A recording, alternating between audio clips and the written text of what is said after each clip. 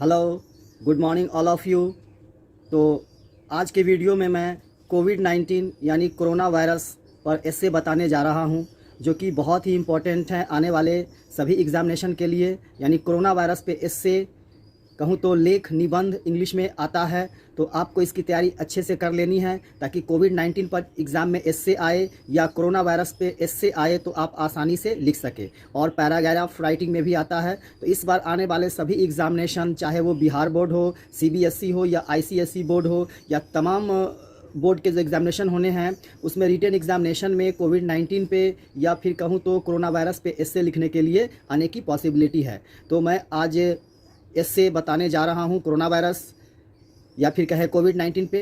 तो आप कॉपी कलम उठाएं और फटाक से नोट कर लें। हिंदी मीनिंग के साथ मैं बताऊंगा तो आप समझ पाएंगे, तो रट्टा मारने की ज़रूरत नहीं पड़ेगी और आपके लिए बेहतर होगा।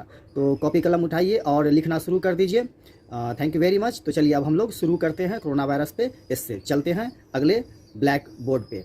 Okay. Corona virus is known as कोविड-19। कोरोना वायरस को कोविड-19 के नाम से जाना जाता है। This is very dangerous virus. यह बहुत ही खतरनाक वायरस है। Actually corona virus has affected the whole world. दरअसल कोरोना वायरस ने पूरे संसार पे अपना प्रभाव दिखाया। It is a communicable virus which spread one person to another. यह एक व्यक्ति से दूसरे व्यक्ति में फैलने वाला संक्रमित बीमारी है। This virus was first reported in Wuhan, China in December 2019। इस वायरस के बारे में सबसे पहले रिपोर्ट की गई वुहान से, जो कि चाइना में है, और दिसंबर 2019 में वुहान चाइना में इस बीमारी को सबसे पहले इसकी रिपोर्ट की गई। In the word COVID 19 shows the year 2019।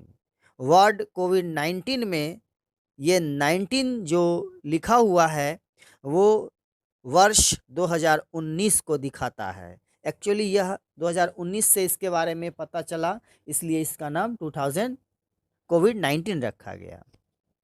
We must protect our selves from कोविड-19 by using some important tips.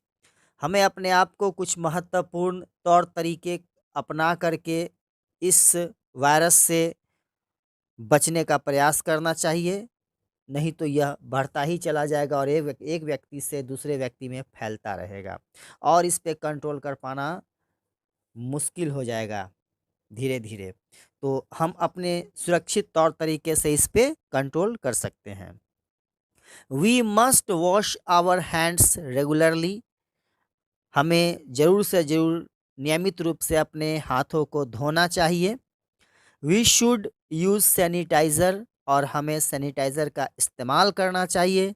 We should use mask to cover our nose and mouth, और अपने नाक और मुंह को ढकने के लिए हमेशा मास्क का इस्तेमाल ज़रूर करना चाहिए, जो कि आप देखते होंगे आने वाले टीवी, न्यूज़ और हर जगह पे ये बात बताई जा रही है। बच्चों, हम लोग क्या स्टडी कर रहे हैं इस वक्त? हम लोग कोरोना वायरस पे एस्से यानी कि निबंध लिखने के लिए एग्ज़ाम में आता है, उसी को मैं बता रहा हूँ। आप लोग नोट करें तो ज़्यादा बेहतर होगा। नोट करते जाइए और संभव हो मैं समझा भी रहा हूँ, आप इसे याद भी कर लीजिएगा। चलिए आगे बढ़ते हैं हम लोग। We should keep social distancing, और हमें सामाजिक दूरी बनाए रखना चाहिए, लोगों से दूर रहना चाहिए। जितना हो सके आइसोलेटेड रहें तो बेहतर होगा इस दौरान। We should not get close to the infected person, और हमें अगर जैसे ही पता चले कि कोई व्यक्ति इससे संक्रमित है तो हमें उनसे दूरी बना के रहना चाहिए, उनके नज़दीक नहीं जाना चाहिए। We must consult a doctor if feeling fever, cough and difficult to breathe. अगर हमें ऐसा लगे कि बुखार है, खांसी है या फिर सांस लेने में परेशानी हो रही है, तो हमें इमीडिएटली अपने चिकित्सक डॉक्टर से संपर्क बनाना चाहिए और इसकी जांच करवानी चाहिए और अपने आप को आइसोलेटेड करके रख लेना चाहिए। We must follow the rules of lockdown and support the government as well as the doctors, nurses and others volunteers. हमें ज़रूर से ज़रूर लॉकडाउन के सभी नियमों का पालन करना चाहिए और सरकार के साथ खड़े होना चाहिए और जहाँ तक संभव हो उन डॉक्टर्स, नर्स और सभी सहयोगियों का मदद करना चाहिए जो इस कोरोना वायरस के फाइटिंग में लड़ने के लिए सामने आकर अपने जान को जोखिम में डालकर लोगों की मदद करते हैं, हमें उनको भी सराहना चाहिए। The most important thing is that we must take vaccine as soon as possible। और अब तो वैक्सीन भी आ चुकी है इसके लिए, तो समय रहते हमें जल्दी से जल्दी जितना ज़्यादा हो सके सभी लोगों को वैक्सीनेशन के लिए प्रेरित करना चाहिए और समय से वैक्सीन ले लेना चाहिए और अपने आप को यथासंभव सुरक्षित रखने का प्रयास करना चाहिए, क्योंकि जानकारी और सुरक्षा और सावधानी से ही हम इससे बच सकते हैं और दूसरों को भी बचा सकते हैं। नो डाउट कोविड-19 हैज़ अफेक्टेड पीपल बैडली। निस्संदेह कोविड-19 ने बहुत ही बुरी तरह से पूरे मानव समुदाय को प्रभावित किया है। People lost their jobs and faced the big economical problem. लोगों ने अपना रोजगार, जॉब खो दिया और एक बहुत बड़ी आर्थिक समस्या का सामना करना पड़ा। So we should cooperate them as far as practicable. और जहाँ तक संभव हो अगर हम सक्षम हैं तो ऐसे मुसीबत में फंसे हुए लोगों की हमें मदद करनी चाहिए। अगर हम इस योग्य हैं, इस लायक है, तो हमें ऐसे पीड़ित लोगों की, असहाय लोगों की यथासंभव हेल्प ज़रूर करना चाहिए। We should keep patience and wait for the right time. हमें सब्र करना चाहिए, हिम्मत रखना चाहिए और साहस से काम लेना चाहिए और सही वक्त का इंतज़ार करना चाहिए और हमें हिम्मत नहीं हारना चाहिए और जहाँ तक संभव हो हमें इस वायरस को हराना है और इस पर हमें विजय पाना है। We should overcome someday. और एक दिन ज़रूर हम लोग कामयाब होंगे और इस कोरोना वायरस को हरा करके फिर से खुशियों के गीत गाएंगे और फिर से वही दुनिया हमारे सामने आएगी।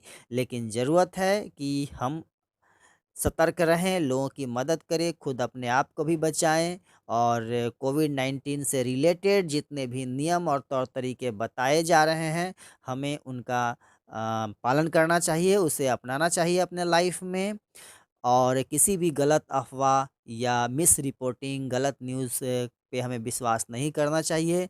हमें सही जानकारी प्राप्त करना चाहिए और उसी हिसाब से चलना चाहिए।